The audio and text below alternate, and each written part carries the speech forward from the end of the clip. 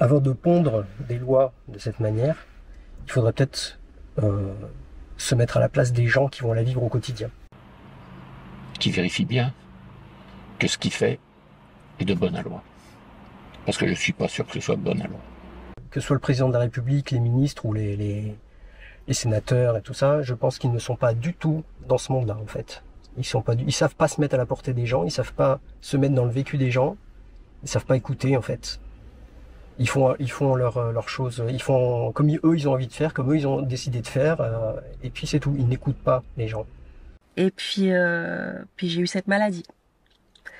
Et aujourd'hui, je retourne à un niveau de vie pas évident. Mais on se bat, on se bat tous les jours. Et quand il y a des réformes comme ça,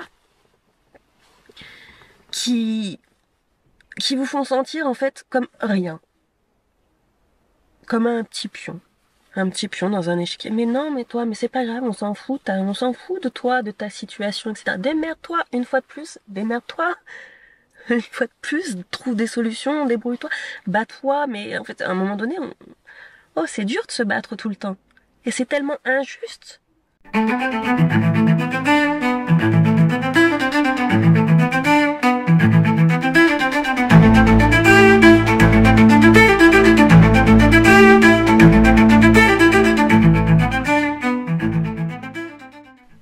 Évidemment, ça va gâcher le Noël de certaines personnes. Parce que ce qui nous arrive là avec le ZFE, ça va pas être drôle. Ça va pas être drôle pour ceux qui ont des anciennes voitures qui roulent encore. Moi, j'ai un Kangoo qui est concerné, diesel, qui n'a pas le critère 2. Et là, je peux plus aller en région parisienne, je peux plus rien faire avec. Alors que c'est pratique pour déménager, pour transporter des affaires, mais non, c'est terminé. C'est horrible ce qui est en train d'arriver. Alors, on va relire le texte, hein. C'est à partir du 1er janvier 2025. C'est les écolos hein, qui nous emmerdent hein, tout le temps. Hein. Et les écolos qui vivent, eux, en zone urbaine, qui gagnent bien leur vie. Hein. Vous savez, ce qu'on appelle les écolos, c'est vraiment les bobos écolos. Ce sont des gens qui gagnent très bien leur vie. Ils ont même pas, parfois, ils ont des Uber, tout, alors merci, ils louent des voitures. C'est des gens que je connais, je les ai fréquentés, ces gens-là.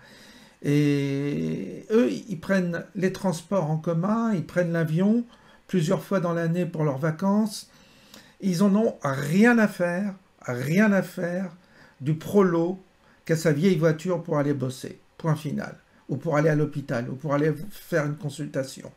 Parce que c'est tout le problème de cette loi qui est une loi d'apartheid social.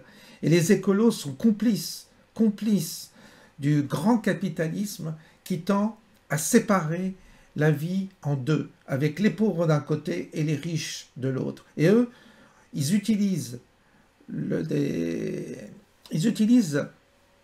le changement climatique, la pollution, tout ça. Pour eux, ce sont des arguments pour culpabiliser le petit peuple, l'influencer, le culpabiliser, alors qu'eux, ils s'en foutent complètement de ça, pour leur vie à eux. Je les connais parce que je sais qu'ils voyagent, qu'ils polluent beaucoup plus qu'une famille d'ouvriers qui va bosser tous les jours, beaucoup plus, par leurs loisirs, par tout ce que vous pouvez imaginer. Donc c'est même pas un critère qu'ils utilisent de bonne foi, mais c'est ils veulent vivre dans des zones de privilégiés et ils veulent exclure le pauvre.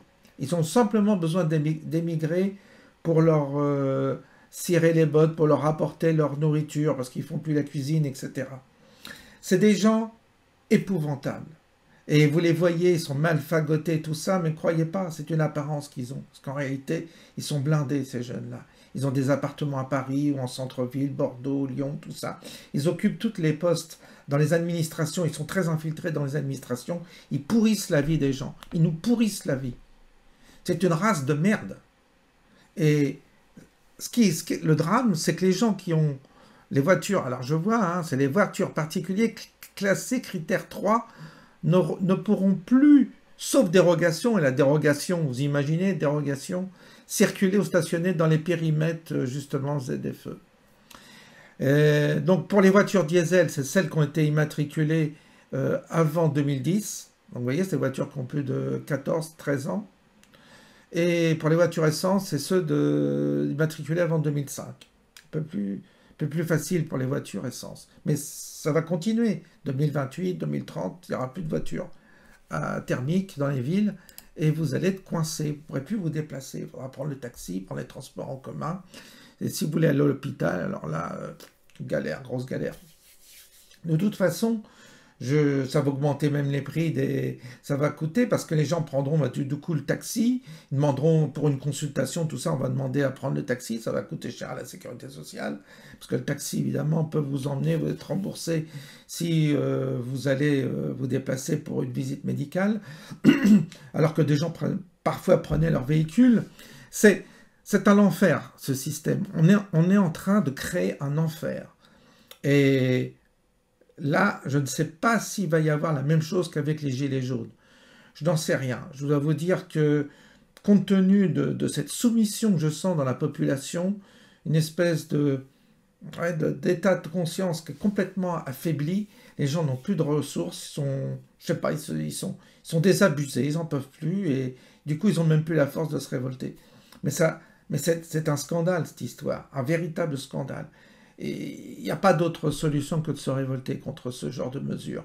Il faut se révolter. En plus, la France ne pollue plus. Fait partie des pays qui polluent plus du tout au monde. Vous avez la Chine qui pollue comme des malades. Vous avez une guerre, alors là, avec les chars et tout, une guerre qui est entretenue par l'Europe. Et alors là, la pollution en Ukraine, je ne vous dis pas, un char, ça va polluer, je ne sais pas, 10 000 voitures. En une journée, un char, il pollue plus que 10 000 voitures sur un an. Donc, tout ça, c'est de l'hypocrisie, c'est du mensonge, donc des faux arguments, pour justement toujours culpabiliser. On utilise des narratifs mensongers, et on culpabilise. Alors c'est terrible, parce que ça met les gens dans une situation impossible. Et vous allez voir, on va vous faire la morale. Et en plus, ils vont vous faire la morale. Donc c'est infernal. Je dis que c'est un apartheid de classe. C'est-à-dire qu'on veut vraiment éliminer les pauvres. On veut les éliminer. On veut qu'ils restent dans leur campagne et qu'ils ne se soignent plus.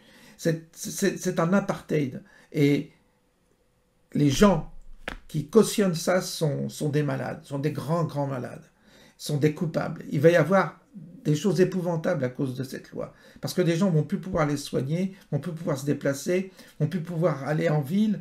Ça va casser la société française, ça va la fragiliser, ça va stigmatiser les pauvres à nouveau, et ça va mettre les gens dans une situation impossible. Comme c'était le cas pour l'interdiction des chaudières à fioul. C'est infernal aujourd'hui de changer de mettre une pompe à chaleur, ça coûte une fortune. Ça n'a pas de sens. Ça met les gens en grosses difficultés. Ce pays est terrifiant. Et les gens qui nous gouvernent sont terrifiants. Ils ne se mettent pas à la place du pauvre petit peuple qui souffre et qui bosse. C'est terrible. Donc, je vous dis pas le bordel que ça va être. Ça va être un véritable bordel. C'est une honte. Je dis que c'est une honte, cette histoire. Ça mérite vraiment qu'on casse tout. Ça mérite vraiment une révolution. Ce type de ségrégation qui est en train de se mettre en place est terrifiant. Terrifiant. Avec l'intelligence artificielle, ils vont réussir ensuite à bien vous surveiller, vous contrôler, vous sanctionner. Ils vont avoir des outils terribles pour justement que vous ne puissiez plus passer à travers les mailles du filet. Je vous assure, c'est terrifiant ce qui nous attend. Ce monde est terrifiant. Et avec ce type de mesures, vous excluez quasiment un Français sur deux. Hein, parce qu'il y a beaucoup qui ont des vieilles voitures. Voilà. Comment vous dire? Moi, ça me terrifie. Et en même temps, je vois que tout part comme ça. Tout est en train de devenir infernal dans ce pays. Si on ne bouge pas, c'est une catastrophe. Là, si les gens ne bougent pas, c'est foutu. C'est vraiment foutu. Là, il vaut mieux pas faire de gosses dans un pays pareil. Ça vaut plus le coup de faire des enfants. Vaut mieux laisser courir, vaut mieux laisser aller. Parce que ça va être infernal, cette vie, qui va être réservée qu'aux riches. Et les pauvres, ils vont être cloisonnés, ils ne pourront plus se déplacer, enfin, ce sera infernal. Les campagnes vont se vider automatiquement. Qu'est-ce que vous voulez faire dans les campagnes? On a besoin d'une voiture, on a besoin de se déplacer. Et ça coûte cher, une voiture neuve, récente, ça coûte très cher aujourd'hui, on n'aura pas les moyens. Donc voilà où on va, progressivement. Un monde terrifiant. Et si les gens ne bougent pas, ben, je vous dis pas, ça va être infernal, on va pouvoir vivre. Ça va devenir impossible de vivre. Vous ne pourrez plus aller en vacances, vous ne pourrez plus partir avec votre voiture, je sais pas, aller voir des amis, ce sera plus possible. Ce qui vous attend, c'est terrifiant, hein, je vous le dis, hein. Mais j'ai pas l'impression que les gens bougent. Et c'est ça qui m'effraie. Il y a une forme de torpeur dans ce pays. Bref. Je voulais en parler parce que c'est bientôt et voilà, c'est monstrueux, quoi. Bonne fin de soirée quand même. À bientôt.